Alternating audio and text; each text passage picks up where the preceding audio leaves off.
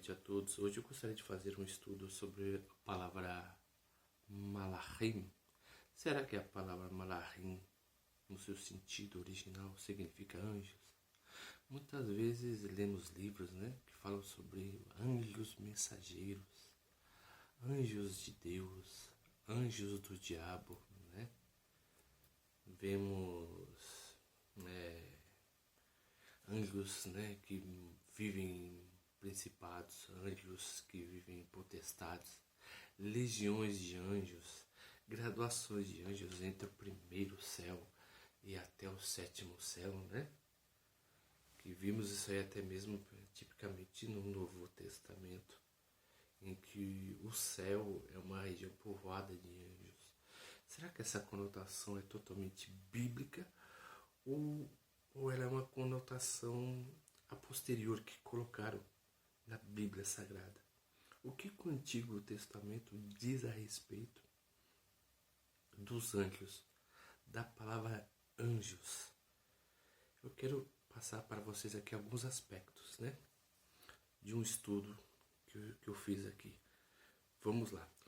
O termo malar deriva da raiz alkar, que por sua vez significa delegar, ministrar, enviar um mensageiro. Dessa maneira, o termo tem uma forma de um substantivo com significado de mais baixo, traduzindo como mensageiro. De acordo com o livro The Hebrew and Aramaic Lexicon, a raiz não tem origem nem na língua hebraica, nem na acádica. Entretanto, é observada em escritos de Ugarit. Nos textos ugaríticos, Friedman e Willoughby destacam que o substantivo MLKH, malach, também figuram em outros textos. O primeiro é o poema épico de Keret. Então, se verificarmos, por exemplo, a palavra malak, ela vem do sumério, que é malku, que é mensageiro. Então, esse termo malku, ele remete, por exemplo, no poema épico de Keret. Tem até um tablet mesmo. Se você baixar no YouTube, você encontra, Então, esse termo também aparece no ciclo de Baal Anat, acompanhado de um deus, mais frequentemente ao deus Yam, que em determinada ocasião envia seus mensageiros para requisitar aos deuses que entreguem o deus Baal, para que esse se torne o seu significado. Hugin afirma que o termo malar, ou malku, funciona como uma espécie de conexão entre as pessoas, como um elo de união entre duas partes separadas. Por outro lado, o mensageiro não se identifica com a pessoa que o envia, exceto quando está encarregado de uma maneira metafísica, como se fosse o próprio. Hugin acrescenta ainda que é interessante que o termo acádico significa ser o filho da mensagem, ou mensageiro, ou seja, tem esse duplo sentido entre mensagem e trabalho. Quando eu trabalho, eu envio a mensagem, ou ao enviar a mensagem, eu realizo o trabalho. Então, muitas vezes era o próprio Deus, a divindade, que ele enviava a mensagem diretamente para o ser humano, no período, entre o povo cananeu, entre o povo sumeriano, e não necessitava de intermediários, porque o próprio Deus transmitia a sua mensagem sem uma espécie de, como é que eu posso dizer, de intermediários, Então vemos aqui, por exemplo, que a palavra malar, que é a palavra melachá, significa trabalho, e que ocasionalmente pode ser chamado de uma espécie de uma comissão ou de uma mensagem. Friedman e Willard Bogue, um nome meio complicado, apresentam duas ocorrências do termo malar em comparação com outras culturas. No termo aramaico ocorre 5 vezes o termo meler. 2 estão no trabalho de Sefere, em aramaico, que significa enviar, né? Por exemplo, no caso de políticos enviados de um rei para fazer uma negociação ou para transmitir decisões. Aqui, políticas, e o termo usado como referência a anjos foi delegado posteriormente, formatando, a nova concepção da frase anjo.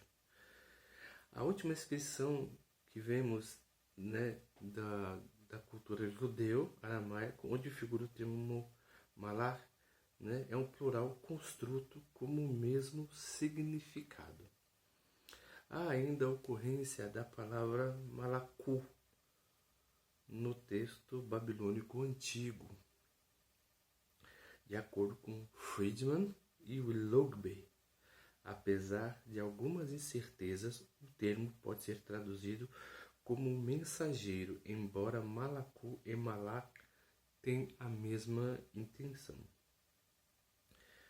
Por fim, os mesmos autores destacam o termo malar em uma inscrição fenícia datada de 222 a.C. da era cristã, traduzido sem ressalvas como mensageiro, referindo-se a um representante, talvez um sacerdote ou deusa do panteão fenício, que seria Malku Astarte.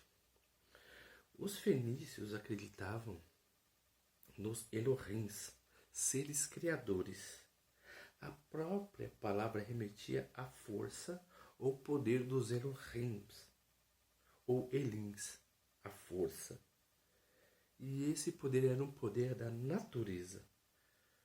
Um poder que viria, por exemplo, da natureza, do vento, do mar, do oceano, dos planetas e de vários elementos da natureza, de acordo com os fenícios. Os hebreus olhavam esses mesmos elementos, como sol, natureza, água, terremoto, como malachim, como mensageiros, porque ele estava tendo um caráter monoteísta. E isso eu estou falando conforme a visão aqui do estudioso, tá? Que é do Friedman e Willoughby, ok? Então, os hebreus olhavam os mesmos elementos como malachim, conforme os monoteístas afirmam, embora que o termo malachim do Antigo Testamento é bem diferente do Novo. No Antigo Testamento, assim como ratifica Maimônides, Malar são planetas e sóis, e não seres espirituais.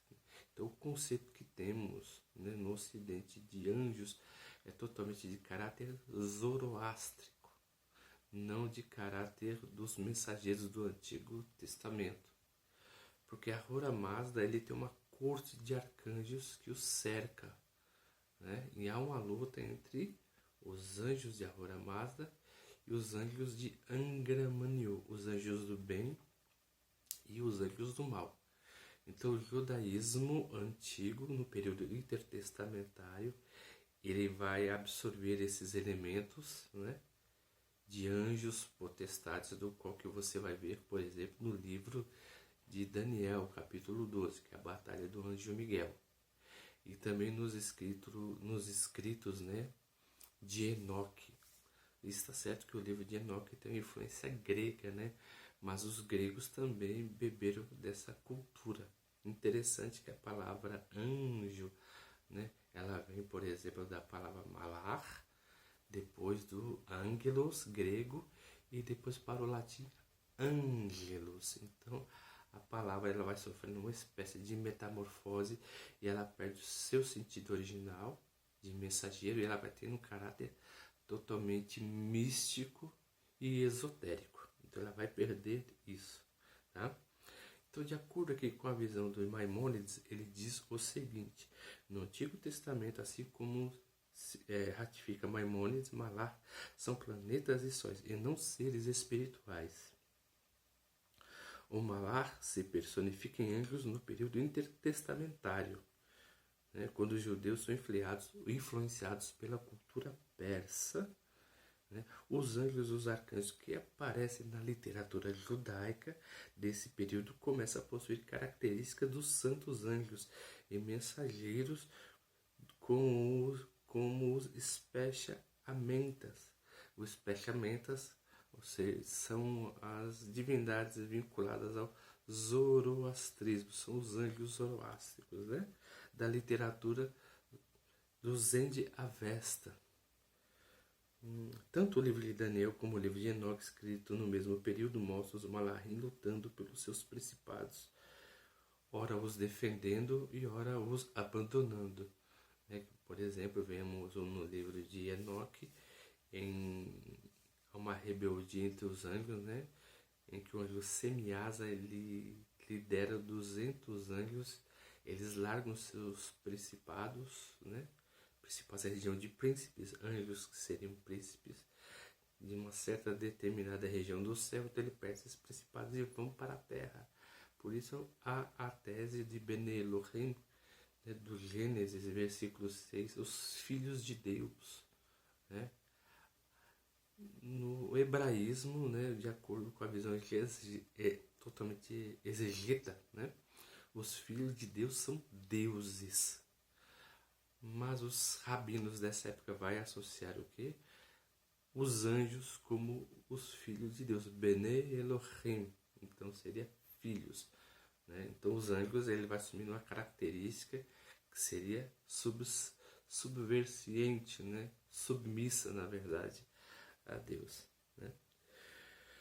Rav Rocher, que é chamado de Maimônides, ele no seu livro Guia dos Perplexos afirma que Malar é um homônimo e é usado dos seres intelectuais, das esferas dos elementos. Para todos eles estão engajados na realização de um comando divino. Se verificarmos na cultura zoroástrica, cada anjo domina um elemento específico da natureza. Temos as mechas, pentas machos e os fêmeas. E na literatura judaica vemos alguns anjos que são também que têm essa mesma função. Uriel, ele se torna guardião dos portões do inferno, né? Na literatura enoquiana. Tem outro anjo, se eu não me engano, Urucarameel, né? Que é um anjo que domina os principados das estrelas. Outros anjos, por exemplo, que ensinaram os seres humanos a manipular o metal, né? Por exemplo, Tubal-Caim, né, que são os filhos de Caim. Alguns anjos, de acordo com a tradição, né,